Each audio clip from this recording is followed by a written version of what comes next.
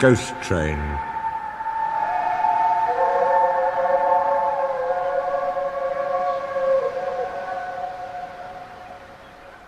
And every year on the date of the accident, it runs again, plunging into the gap, shrieking like a lost soul.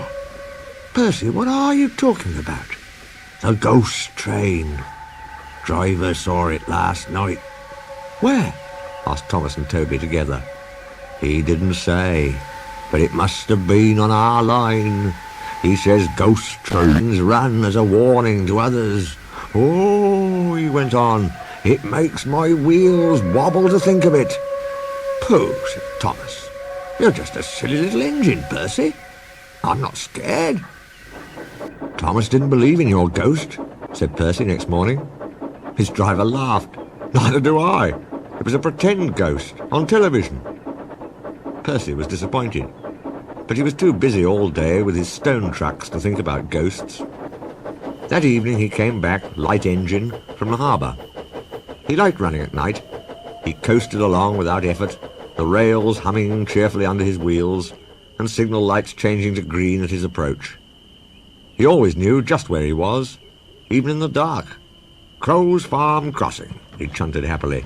We shan't be long now.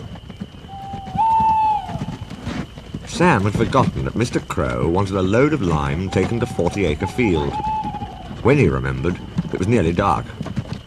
He drove in a hurry, bumped over the crossing, and sank his cart's front wheels in mud at the field gate. The horse tried hard, but couldn't move it.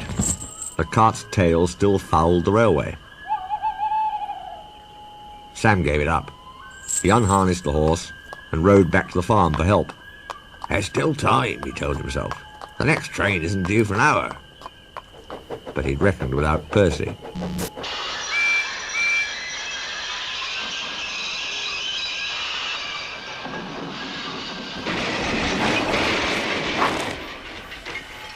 Percy broke the cart to smithereens, and lime flew everywhere.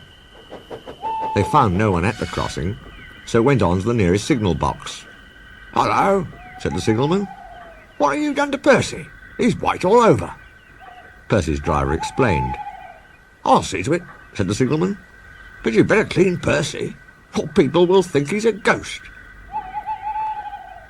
Percy chuckled. Do let's pretend I'm a ghost and scare Thomas. That'll teach him to say I'm a silly little engine.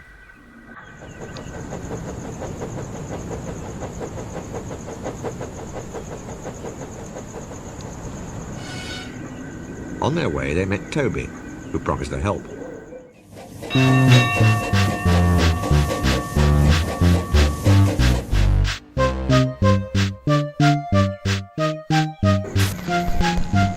Thomas was being oiled up for his evening train when Toby hurried in saying, Percy's had an accident. Poor engine, said Thomas. Botheration. That means I'll be late. They've cleared the line for you, Toby went on. But there's something worse. Out with it, Toby, Thomas interrupted. I can't wait all evening. I've just seen something, said Toby in a shaky voice. It looked like Percy's ghost. It said it was coming here to warn us. Pooh, who cares? Don't be frightened, Toby. I'll take care of you.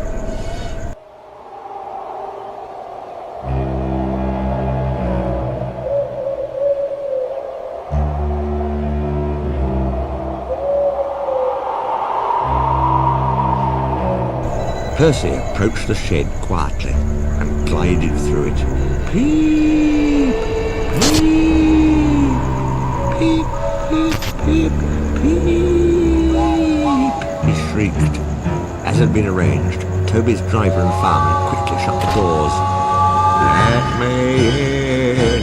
Let me in! Said Percy in a spooky voice. No, no, answered Toby. Not by the smoke of my chimney, chim, chim. I'll chuff and I'll puff and I'll break your door in. No! Oh dear, exclaimed Thomas. It's getting late. I've no idea. I must find Annie and Clarabelle. He hurried out the other way. none the worse for his adventure. He was soon cleaned, but Thomas never returned. Next morning, Toby asked him where he'd been. "Oh, well," said Thomas, "I knew you'd be sad about Percy, and I didn't like to intrude. I slept in a good bed, and oh," he went on hurriedly, "sorry, I can't stop. Got to see a coach about a train." And he shot off like a jackrabbit. Percy rolled up alongside. "Well, well, well," he exclaimed. "What do you know about that?" "Anyone would think," chuckled Toby, "that our Thomas had just seen a ghost."